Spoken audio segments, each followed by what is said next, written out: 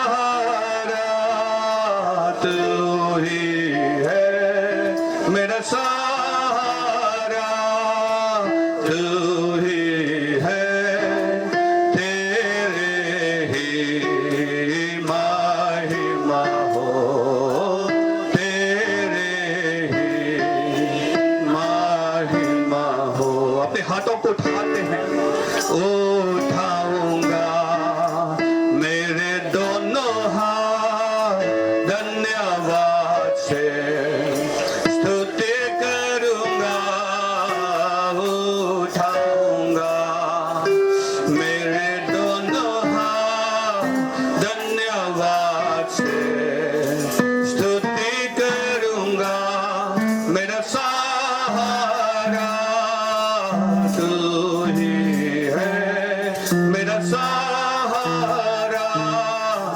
तू ही है, तेरे ही महिमा हो, तेरे ही महिमा हो। प्रभु तू मेरा सहारा, मैंने जीवन तुझको दे दिया, प्रभु तू मेरा सहारा, मैंने जीवन तुझको दे दिया। आमीन, हालेलुया। चलो हम मिलकर प्रार्थना करते हैं, उस परमेश्वर को सचमुच अपना सहारा मानते हैं तो, भरोसा हम करते हैं तो चलो उनसे प्रार्थना करते हैं, विनती करते हैं, उनको धन्यवाद देते हैं, उनकी प्रशंसा करते हैं और स्तुति करते हैं। उन्होंने हमें सुना है, अपना बनाया है, बुलाया है, हमें अपना एक विश्वासी बनाया है, अपना एक धार्मिक जन बनाया है। चलो उस परमेश्वर को धन्यवाद देते हैं, अपने हाथों को उठाओ, ताली बजाओ, उसके लिए प्रशंसा करो, उसकी महिमा करो। हालेलुया। वो जीवित परमेश्वर है, मरकर वो जी उठा है, वो जिया। हम यीशु मसीह हमारा परमेश्वर है, यीशु राजाओं का राजा है, यीशु सर्वशक्तिमान है। वो पानी पर चलता, वो आंधियों को थमाता था, वो हालेलुया, आमीन, हालेलुया। सचमुच में अद्भुत है वो चलो हम अद्भुत है, परमेश्वर हमारा अद्भुत है। चलो हम प्रार्थना करते हैं, अपने दिल से उसे पुकारते हैं, अपने हृदय से उसको पुकारते हैं। चलो हम पुकारते हैं, हालेलुया, आमीन, हालेलुया, ओ हालेलुया, आमीन, हालेलुया, आमीन, हालेलुया। यीशु मसीह तो परमेश्वर है हमारा, तू सच्चा है प्रभु, तू अच्छा है प्रभु, हालेलुया। आपने हमारे लिए अपना लहू बहाया प्रभु, अपना जीवन आपने समर्पण कर दिया प्रभु यीशु मसीह, हालेलुया, आमीन, हालेलुया। तूने हमें नया जीवन दिया प्रभु, तूने हमें प्रभु नई राह दिखाई प्रभु, रास्ता तूने हमें दिखाया। Praise the lord, hallelujah, hallelujah, praise the lord. Yeshu Masih धन्यवाद, हालेलुया, आमीन, हालेलुया, हालेलुया, आमीन, हालेलुया, आमीन, हालेलुया। प्रार्थना करो निरंतर, प्रार्थना करो विश्वास से, आमीन, हालेलुया। प्रार्थना करो निरंतर, प्रार्थना करो ना तोड़ती है सारा बंधन, आमीन, हालेलुया। आपके प्रार्थना में शक्ति है, आपके प्रार्थना में सामर्थ्य है, वो हर एक बंधन को तोड़ सकता है, हर एक बुराइयों को नष्ट कर सकता है, हालेलुया, हालेलुया, आमीन, हालेलुया। प्रार्थना करो विश्वास से, प्रार्थना करो निरंतर, वो है हमारे साथ, वो हमारे बीच में है, हालेलुया, ओ हालेलुया, हालेलुया, आमीन, हालेलुया। प्रभु यीशु मसीह सर झुकाकर आपके चरणों में हम आए हैं प्रभु, आपकी आशीष पाने के लिए प्रभु, आपके सामर्थ को पाने के लिए प्रभु, आपकी आशीष को पाने के लिए, हालेलुया, यीशु, हालेलुया, यीशु, हालेलुया, आमीन, हालेलुया। हमने प्रभु यीशु मसीह, हालेलुया, हम कुछ भी नहीं था, हालेलुया। तूने हमें प्रभु इस लायक चुना, इस लायक आपने हमें समझा कि नाम ले सके, हालेलुया, आमीन। यीशु तेरे करीब आने गए, यीशु तेरे छूने से जिंदगी मेरी सवर गई, यीशु तेरे करीब। हालेलुया। पिछला सब भूल कर मैं आगे दौड़ा चलूं, जो मेरे लिए धन था उसको मैं त्याग दूं, कि मैं पाऊं उससे पुरस्कार। दौड़ा मैं जाऊं, मैं जीऊं या मरूं, वो तेरे लिए हो। तू मेरा प्रभु, तू मेरा प्रभु। मेरे जीवन का मकसद तू है, मेरे जीने का कारण तू है। मेरे जीवन का मकसद तू है, मेरे जीने का कारण तू है। मैं जीऊं या मरूं, वो तेरे लिए है। तू मेरा प्रभु, तू मेरा प्रभु। हालेलुया, ओ हालेलुया। प्रभु यीशु मसीह, हम अपने जीवन का मकसद तुझे बनाए प्रभु। हम जिए या मरे वो तेरे लिए ही हो प्रभु यीशु। हमारे ये जीवन प्रभु यीशु अपना नहीं है, तूने हमें खरीदा प्रभु। लहू बहाकर तूने हमें खरीदा प्रभु यीशु। हमें तो केवल आपकी प्रशंसा करना है प्रभु, हमें तो आपके राहों पर ही चलना है। जैसे तूने सिखाया, जैसे तूने बनाया, जैसे तूने आज्ञा दी प्रभु, उसी आज्ञा को मानकर हमें चलना है। आमीन। हालेलुया, ओ हालेलुया, ओ हालेलुया। मेरे प्रियो, आपके मार्ग पर मुसीबतें हो सकते हैं, दुख हो सकता है, गड्ढा हो सकता है, लेकिन प्रभु यीशु कहता है तू चल, मैं तेरे साथ दूंगा। तू आगे बढ़, मैं तुझे चलाऊंगा। कितना भी कठिन परिस्थिति क्यों ना हो, परमेश्वर तुझे संभालेगा। हालेलुया, आमीन। मुश्किलें कितनी भी हो,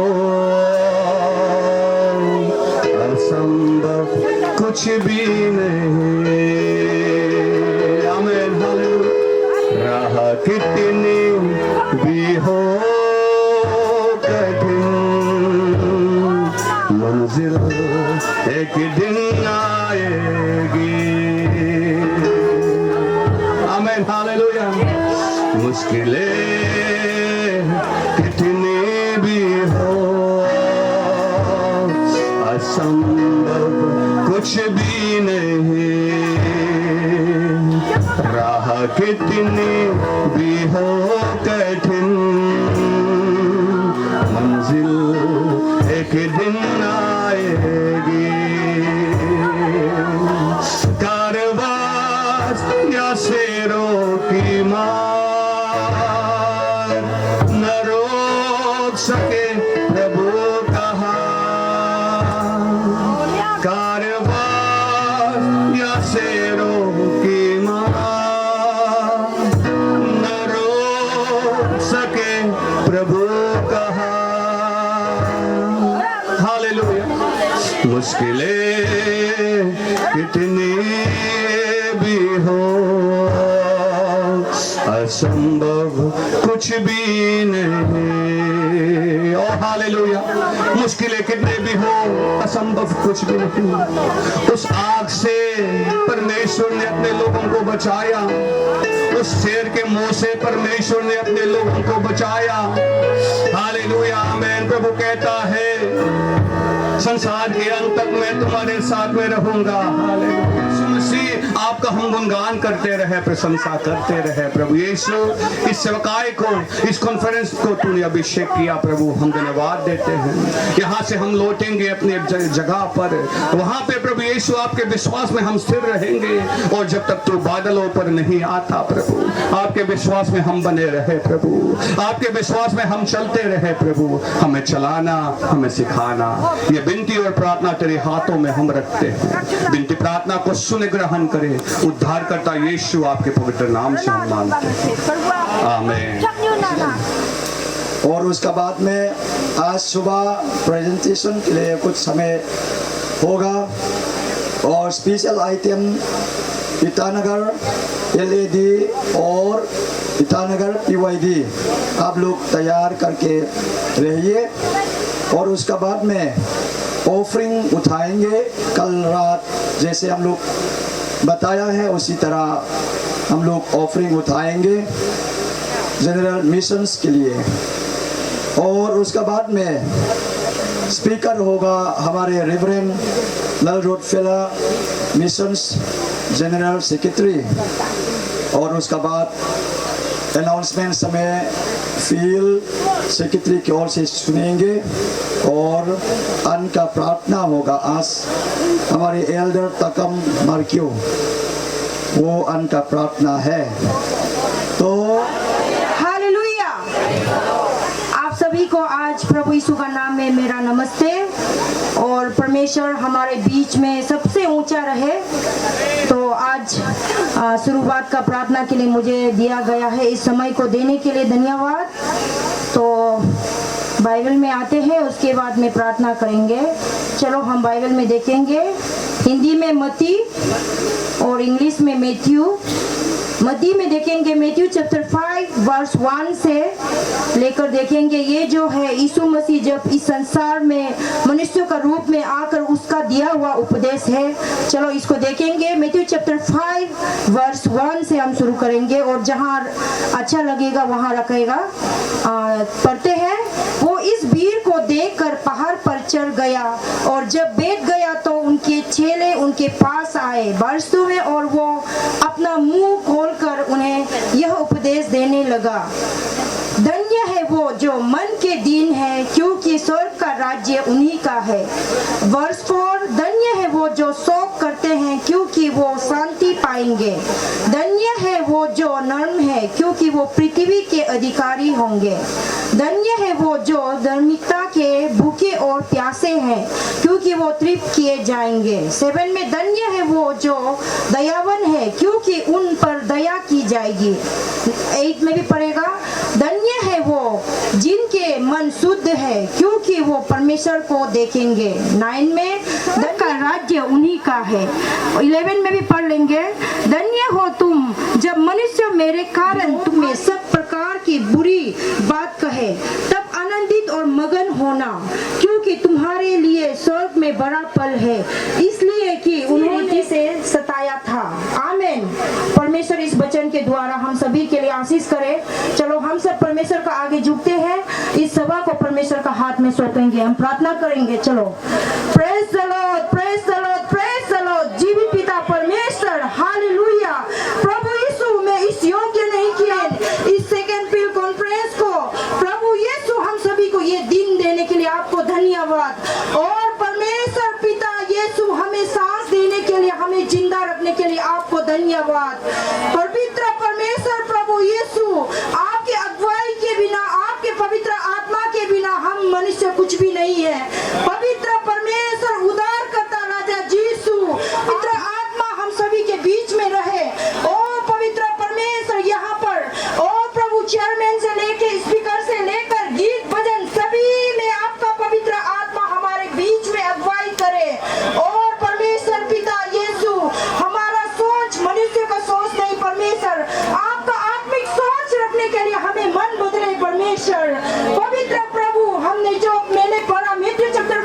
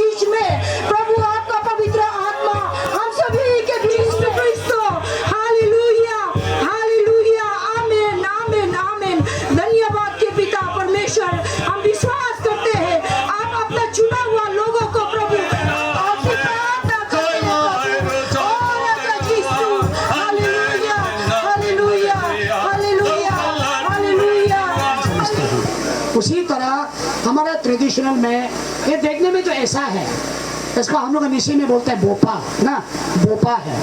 तो ये जो है हम लोग निशी का मतलब एक ट्रेडिशनल एक शान है ये। तो जितना भी बड़ा बड़ा निशी कम्युनिटी में जितना भी बड़ा बड़ा लोग होता है वो इनको पहनता है, इनको कभी जहाँ तहाँ भी उतारता है और जहाँ तक पहनता भी नहीं है। इसलिए ये इसको जो पहनने का जो योग्य ये होता है वो बहुत सौभाग्य है, बहुत सौभाग्य की बात है, इसलिए इनको बोलते हैं Bhopiya.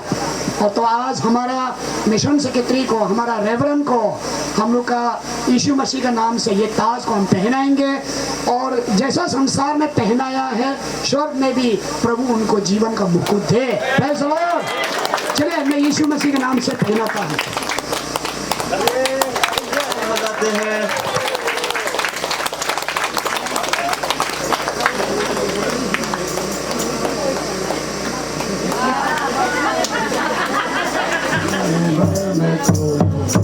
Amo Yesu ni payala juga.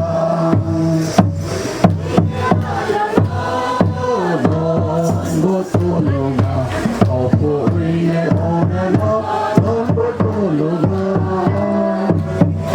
Amo Yesu ni payala juga. Oige alalo.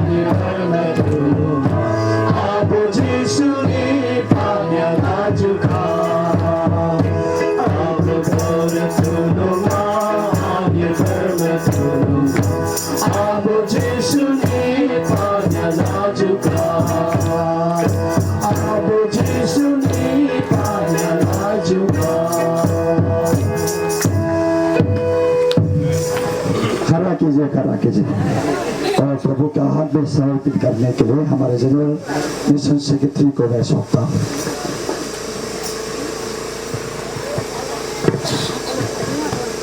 सौंपते हैं प्रभु यीशु मसीह, आप इस बेट को आपके राज्य बनाने में इस्तेमाल करें प्रभु यीशु। जैसे तूने कहा सारे सृष्टि में जाकर सुसमाचार का प्रचार करना है प्रभु यीशु मसीह, सुसमाचार प्रचार करने में प्रभु ये काम आए, आपके हाथों में हम सौंपते हैं। देने वाला हर एक व्यक्ति के जीवन में तू प्रभु यीशु इससे भी ज्यादा काम करे प्रभु यीशु मसीह, हर एक व्यक्ति को अपने आशीष से भर दे प्रभु, अपने भंडार को खोलकर प्रभु यीशु उनके जीवन में, उनके परिवार में तो खुशी और शांति डाल दे और आशीष डाल दे प्रभु। हम प्रार्थना करते हैं परमेश्वर पिता, इस कॉन्फ्रेंस में हमारा अभी जो भी योगदान है प्रभु, छोटा हो बड़ा हो कम हो जैसे भी हो प्रभु, आप आशीष दे और प्रभु यीशु मसीह आपके राज्य का बनाने में काम आ सके।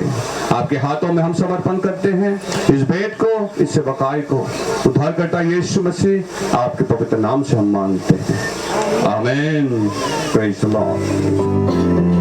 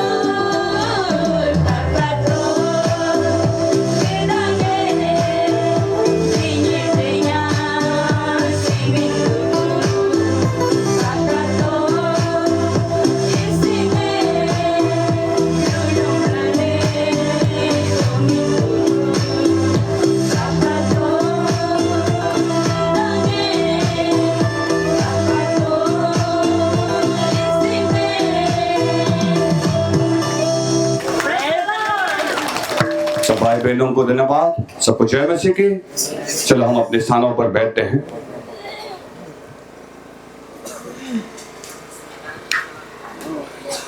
आज बहुत सारा प्यार और आशीष मिला है ना। इस प्रकार का जो भेंट मिला है, मेरे मन में एक क्या है, वचन तो नहीं है परंतु एक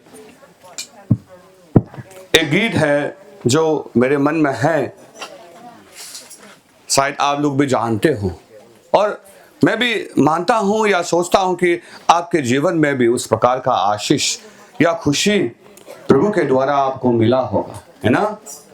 वो गीत है, योग्यता से भर के दिया है अपनी दया से तूने मुझे, योग्यता से भर के दिया है अपनी दया से तूने मुझे, मांगने से ज्यादा मिला मुझे, आभारी हूँ प्रभु मैं, मांगने से ज्यादा मिला मुझे, आभारी हूँ प्रभु में। Hallelujah, hallelujah. सचमुच में मांगने से ज्यादा, जो सोचा था उससे भी अधिक आपका प्यार हमें मिला है और प्रभु का आशीष हमें मिला है।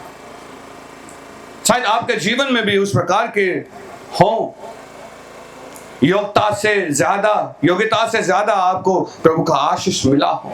तो आज हम सब प्रभु के बच्चे हैं और प्रभु अपने बच्चों को संभालता है और प्रभु अपने बच्चों को आशीष देता है और आज भी हमें प्रभु का आशीष मिला है। तो चलो हम देखेंगे साम चैप्टर 92, उस वचन से एक छोटा सा वचन सुनने और सीखने का कोशिश हम करेंगे। भजन संहिता चैप्टर 92,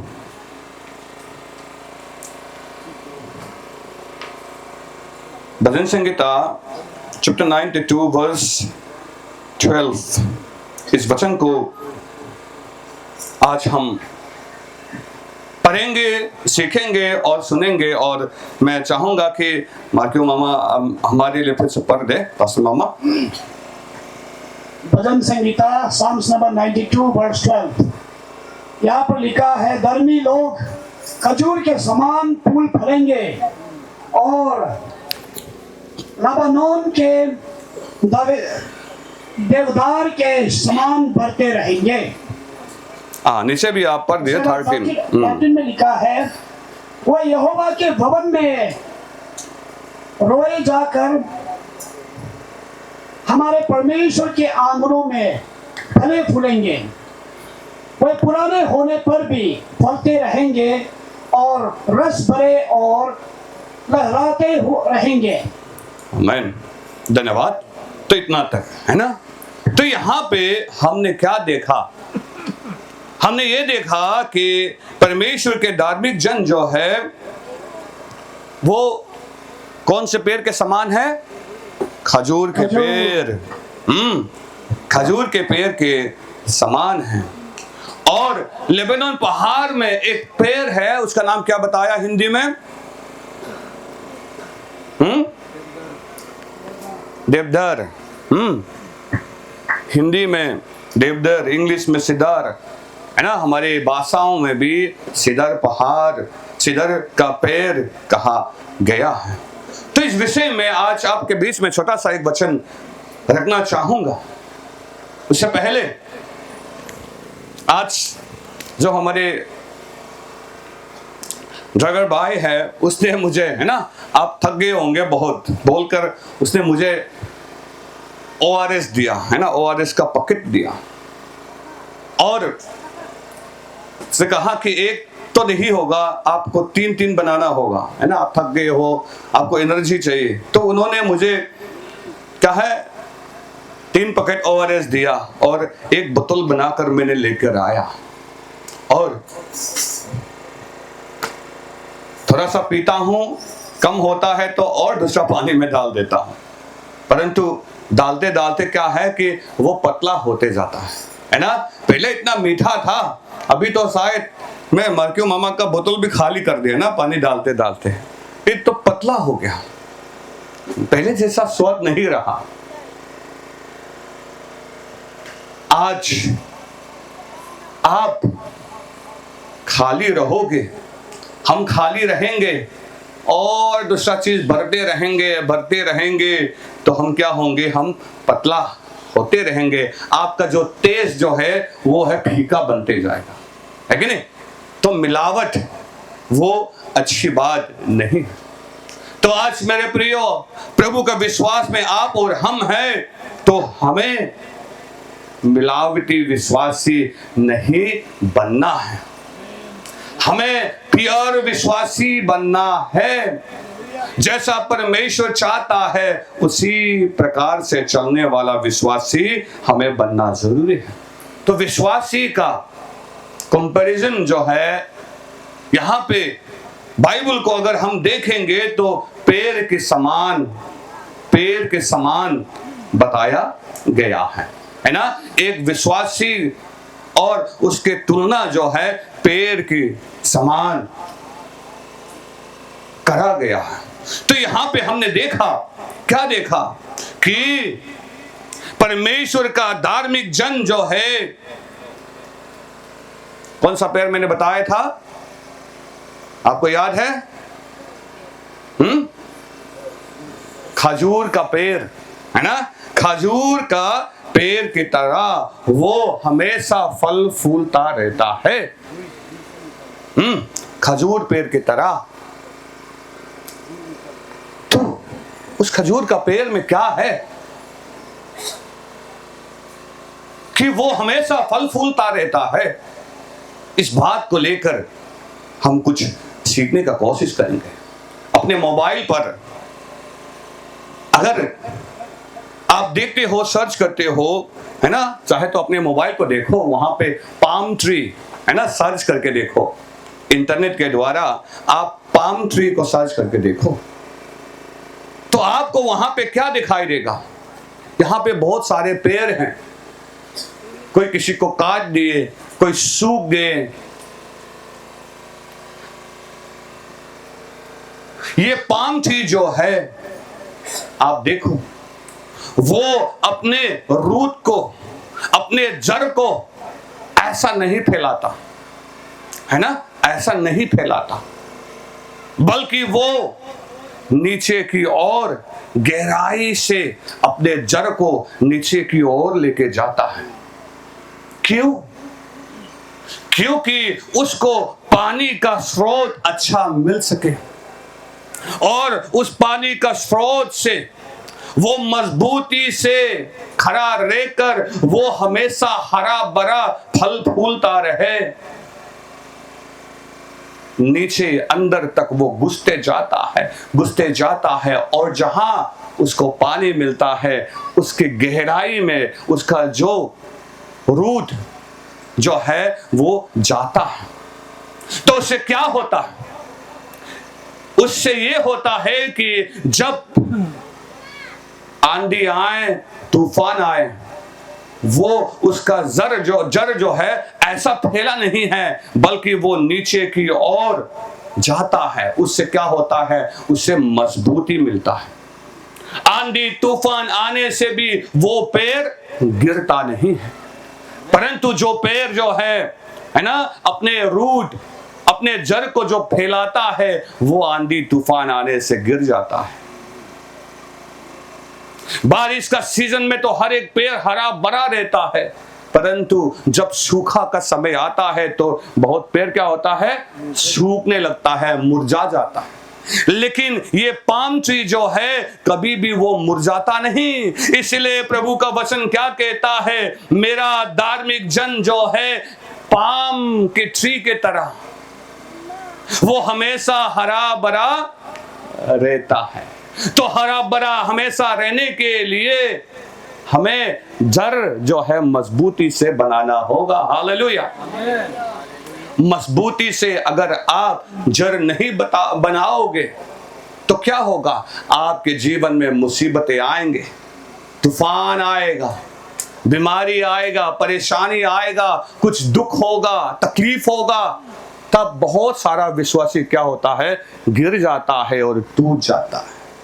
तो उस प्रकार का विश्वासी हमें नहीं बनना है, जो समस्या आता, मुसीबत आता और वो जो गिर जाता है।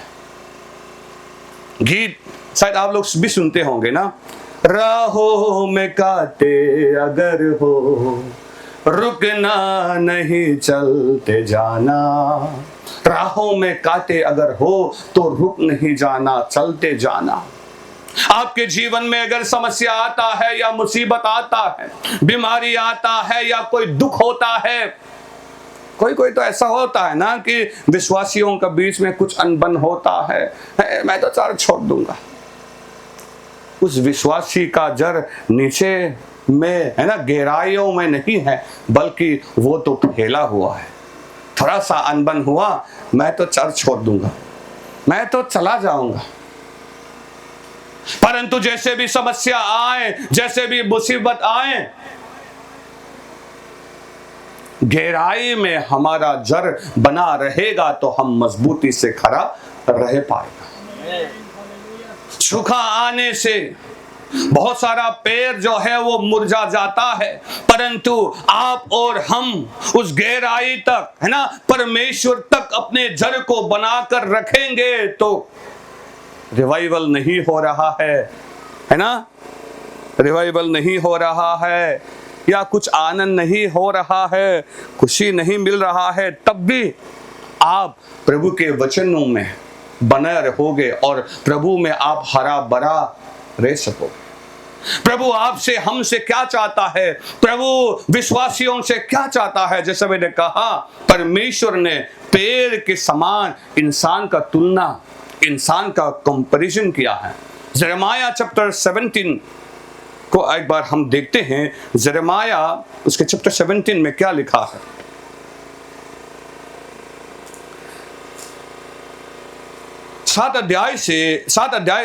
उसके 7 अध्याय का 17 अध्याय का 7 पद को एक बार हम सुनेंगे। 17 अध्याय चैप्टर 17 वर्स 7 को हम पढ़ेंगे। यिर्मयाह चैप्टर 17 वर्स 7 यहाँ में लिखा है, धन्य है वो पुरुष जो यहोवा पर भरोसा रखता है, अपना आधार मानता है। आमीन। धन्य है वो जो पुरुष, धन्य है वो विश्वासी जो परमेश्वर को अपना आधार मानता है। कोई तो परमेश्वर को नहीं, हम इंसान को अपना आधार मानते हैं, है ना। और जो इंसान को अपना आधार मानते हैं या कुछ है ना ऐसा सोचते हैं, वो डगमगा जाता है। परंतु आज धन्य है वो इंसान, धन्य है वो जो पुरुष जो परमेश्वर को अपना आधार मानता है। तो वो कौन से समान है, आज को एक बार हम फिर से सुनेंगे। चलिए आज में पढ़ेंगे।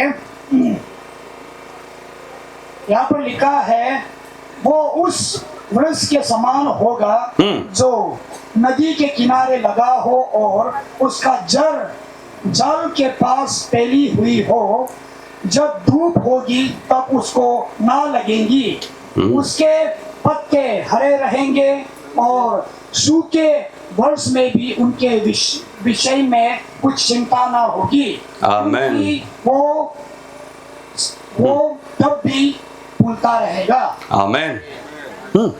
धन्य है वो जो पुरुष यहोवा पर भरोसा रखता है, जिसने परमेश्वर को अपना आधार माना है।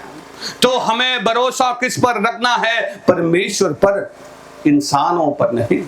इंसान पर आप भरोसा रखते हो तो इंसान का भरोसा टूट जाता है, परंतु जो परमेश्वर पर भरोसा रखता है वो कभी टूटता नहीं उसका भरोसा। जिसने परमेश्वर को अपना आधार माना हो वह उस वृक्ष के समान होगा जो नदी के तीर पर लगा हो, नदी के किनारे पर जो पेड़ लगा हो।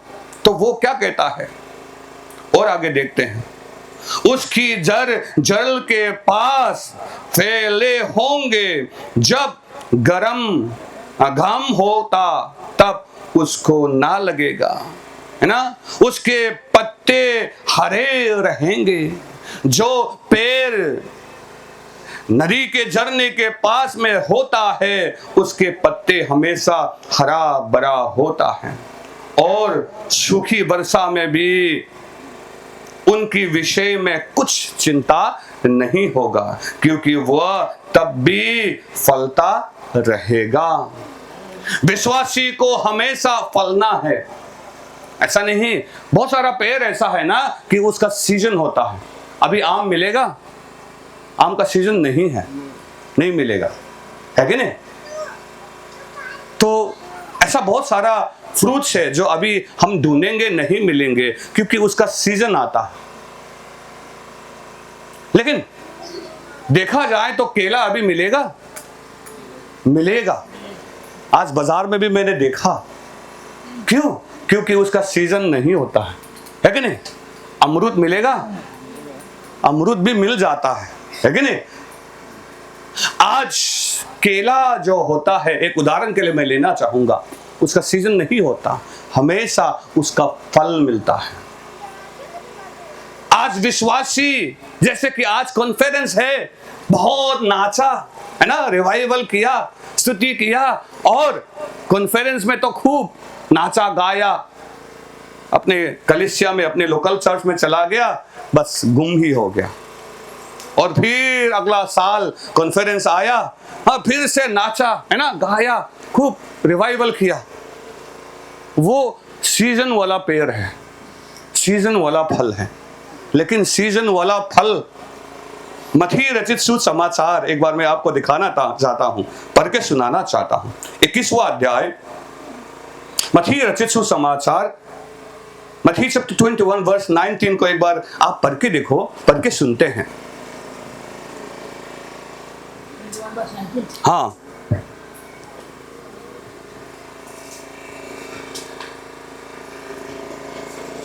जल्दी करो। 21:19 मैथ्यू चैप्टर 21 वर्स 19 या में ऐसा लिखा है, सड़क के किनारे अंजीर का एक पेड़ देखकर वो उसके पास गया और पत्तों को छोड़ उसमें और कुछ ना पाकर उससे कहा, अब से तुझ में फिर कभी फल ना लगेंगे। और अंजीर का पेड़ तुरंत सूख गया। परमेश्वर क्या चाहता है? फल चाहता है कि नहीं? परमेश्वर क्या चाहता है? फल चाहता है। उस अंजीर का पेड़ के पास में गया, वो हरा भरा तो था, है ना, उसके जो पत्ते थे हरा भरा तो था, परंतु वहां पे क्या नहीं मिला? फल नहीं मिला। परमेश्वर ने उस अंजीर को डांटा और उसी समय में वो सूख गया। नीचे में अगर हम देखेंगे तो उसके छेले जो थे वो हैरान थे, क्योंकि उसका फल देने का समय ही नहीं था।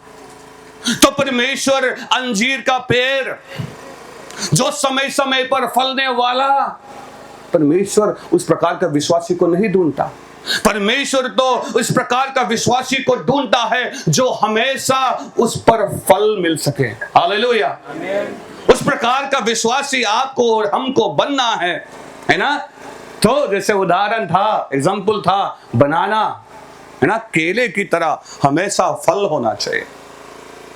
अंजीर के पेड़ की तरह नहीं, वो एक साल में एक बार आने वाला, सिर्फ कॉन्फ्रेंस में रिवाइवल करेगा, हाँ, उसके बाद में आराम से बैठ जाएगा एक साल, और फिर कॉन्फ्रेंस आएगा और कॉन्फ्रेंस में फिर से नाचेगा, रिवाइवल करेगा। क्या आप वैसा विश्वासी हो? क्या हम वैसा विश्वासी है? शायद नहीं, और नहीं भी होना चाहिए। परमेश्वर तो चाहता है कि हर समय फल देने वाला। तो जैसे हमने देखा है ना, यिर्मयाह का किताब में उसके 17 अध्याय का 8 पद में, क्योंकि वह तब भी फलता रहेगा, वो तब भी फलता रहेगा। धन्य है वो पुरुष जो यहोवा पर भरोसा रखता है, जिसने परमेश्वर को अपना आधार माना है। तो आज परमेश्वर पर भरोसा हमें करना है, परमेश्वर को अपना आधार मानना है, और अपने जड़ जो है परमेश्वर पर हमें लगाए रहना है। आंधी आएंगे, गर्मी आएंगे, सूखा आएगा, तब भी आप नहीं मुरझाओगे और हम फल फूलता रहेगा। Hallelujah, hallelujah. क्या लिखा है नीचे में? अगर हम देखेंगे भजन संगीता में, फिर से देखो दूसरी लाइन पर, लेबेनोन पहाड़ के सीदर पेड़ के समान वो विश्वासी मजबूती से खड़ा होता है और बढ़ते जाता है। सीदर पेड़ के समान विश्वासी, अच्छा विश्वासी। यहां पे उसने लिखा है, बाइबल में लिखा है कि लेबेनोन पहाड़ के सीदर पेड़ के समान होंगे। सीदर पेड़ सीधा कह सकता था, परंतु यहां पे लेबेनोन का नाम क्यों लिया है? लेबेनोन का नाम क्यों लिया गया है? लेबेनोन अपने आप पर इतना मशहूर पहाड़ नहीं है, बस वो एक पहाड़ है, परंतु उस पहाड़ पर लेबेनोन में है ना सीदर पेड़ मिलता है और उस सीदर पेड़ के वजह से वो लेबेनोन पहाड़ मशहूर हुआ है ना। तो मैं आपको ये बताना चाहता हूं, आपके वजह से ये पेंटिकोस्टल कलीसिया मशहूर हो, आपके वजह से ये पेंटिकोस्टल कलीसिया जो है वो आगे बढ़े, है ना। आपके वजह से पेंटिकोस्टल कलीसिया को देखकर छी छी नहीं नहीं बोलेंगे तो कैसा होगा? हाँ, तो आपके कारण, जैसे लेबेनोन के जो पहाड़ का सीदर का वजह से उस लेबेनोन का नाम मशहूर होता है, आप विश्वासी के कारण ये पेंटिकोस्टल कलीसिया जो है, ये वननेस बिलीव जो है वो मशहूर होना चाहिए। तो वो इतना मजबूत है कि उसे घर बनाने के लिए इस्तेमाल किया जाता है, उसे फर्नीचर बनाने के लिए इस्तेमाल किया जाता है। तो उस लेबेनोन पेड़ की तरह हमें क्या है, बढ़ते जाना है और मजबूत होते जाना है ना। इतिहासकार बताते हैं कि वो लेबेनोन का जो सीदर पेड़ जो है इतना मजबूत है। संगमा, हमारे असम में सबसे मजबूत पेड़ क्या होगा? हाँ, साल साल तो नहीं मिलता है, तो मिलता है, लेकिन वो क्या मेक्रोदिन बोलने वाला भी आपका मेकादिन बोलने वाला, हाँ वो दामी है। हाँ, दामी है ना। जैसे टीकवुड हो गया, साल का पेड़ हो गया। साल पेड़ तो इतना मजबूत है और इतना अच्छा है कि ऐसे ही मिलता भी नहीं है ना, मिलेगा भी तो परमिशन चाहिए, नहीं तो फॉरेस्ट उठा लेता है ना। ये मैं इसलिए बोल रहा हूं, सीदर का पेड़ जो है इतना मजबूत है, उसे कीड़ा खा नहीं सकता। तो अंत की ओर जाएंगे, है ना, धूप भी निकल रहा है। सीदर पेड़ जो है इतना मजबूत है, उसे कीड़ा खा नहीं सकता। तो आप इतना मजबूत विश्वासी बनो कि कोई भी कीड़ा आपको खा ना सके। परमेश्वर का वचन कहता है, क्या कहता है कि अलग अलग आत्माओं का, है ना, तू विश्वास मत करो। भिन्न भिन्न आत्मा, अलग अलग प्रकार का आत्मा ऐसा हो सकता है। वो क्या है? वो अलग अलग प्रकार का शिक्षा, ऐसा मत करो, वैसा मत करो, ये करो, वो करो। बाइबल के बाहर से अलग अलग नियम बनाता है, अलग अलग नियम सिखाता है ना। बहुत कलीसियाओं में आपने देखे होंगे। तो उस चीजों से आपको बचकर रहना है ना।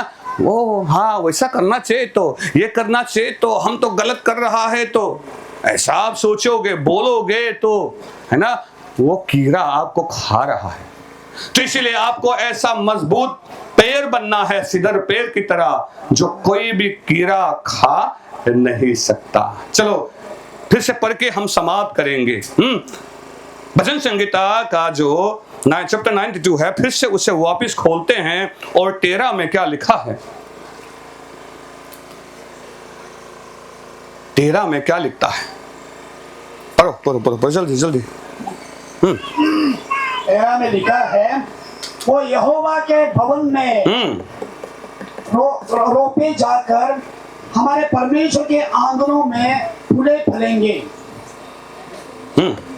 परमेश्वर के आंगनों में फूले फलेंगे। हाँ, 15 में क्या, 14 में क्या लिखा है? वे पुराने होने पर भी फलते रहेंगे, हाँ, और रस भरे और लहराते रहेंगे। आमीन। पुराने होकर भी वो फलता रहेगा, है ना।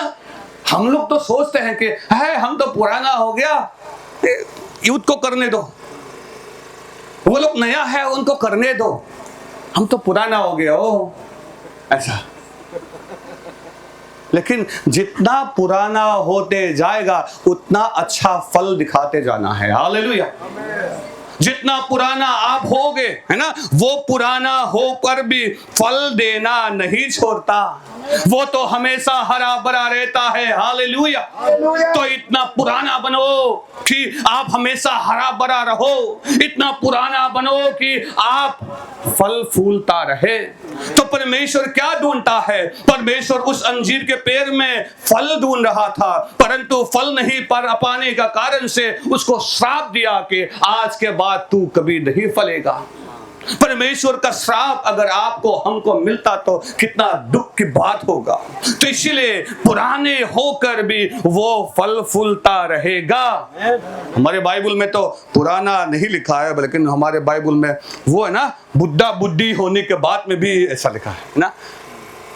लेकिन पुराना शब्द बहुत ही अच्छा, पुराना होकर भी वो फल फूलता रहेगा। लेकिन आज अपने पुराने लोगों को देखो, ईटानगर में, सेंकी व्यू में अपने पुराने लोग कहाँ है ना, किमिन में कहाँ है कि नहीं है? तो अच्छी बात है। मजापारा में पुराने लोग है कि नहीं है तो अच्छी बात है। लेकिन पुराना होते होते होते होते बहुत लोग तो चढ़ जाना छोड़ देता है। जवानी खत्म, सेवकाई भी खत्म, है ना। लेकिन परमेश्वर उस प्रकार का नहीं चाहता। जितना आप पुराना होंगे, जितना आप बुजुर्ग होते जाओगे, आप पर फल मिलना चाहिए। नए लोग, नए विश्वासी आप पर आएगा, आपके पास आएगा, पास्टर ये मुझे समझा दो, हमारे एवेंजलिस्ट हमें ये सिखा दो, हमारे एल्डर हमें ये बता दो, आप तो एलएडी सीनियर हो, मुझे ये समझा दो। आपके पास में आएगा, तब आप क्या करोगे? मेरे पास में फल नहीं है, मेरे पास में ज्ञान नहीं है, पास्टर के पास में जाओ, उधर में जाओ, उसके पास जाओ, तो आपके पास में फल नहीं होगा तो कैसा होगा? तो इसीलिए आपको पाम ट्री की तरह, उस सिदर पेड़ की तरह आपको हमको मजबूत बनना है और अपना जड़ जो है परमेश्वर तक रखना जरूरी है। जब आंधी तूफान आएंगे, सूखा आएगा, गर्मी पड़ेगा, धूप आएगा, तब भी आप नहीं मुरझाओगे। तो इसलिए आज मैं चाहता हूं कि हम सब उस पेड़ की तरह बने जो परमेश्वर पर जड़ लगाया रहता है। आंधी आने से या तूफान आने से भी गिरता नहीं, गर्मी में, दुखों में, बीमारी में भी नहीं मुरझाने वाला, परंतु हर समय उस पर फल मिलने वाला विश्वासी आज हमें बनकर दिखाना है। तब परमेश्वर प्रसन्न होगा, तब परमेश्वर खुश होगा। तो इसलिए आज उस प्रकार का विश्वासी, उस प्रकार का पेड़ हमें बनकर दिखाना है। पुराने होकर भी वो हरा भरा रहता है, वो फल फूल हमेशा देता रहता है। इसी के साथ में आज के वचन को मैं समाप्त करूंगा। सबको जय मसीह की।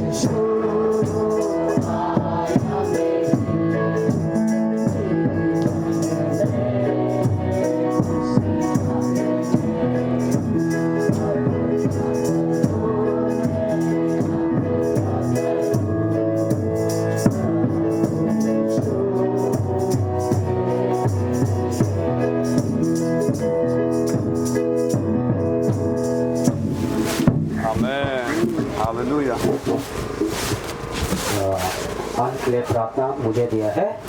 इस सभा को प्रार्थना के साथ समाप्त करने के लिए मुझे मौका दिया है, तो धन्यवाद है। सभी लोग पसीना से आधा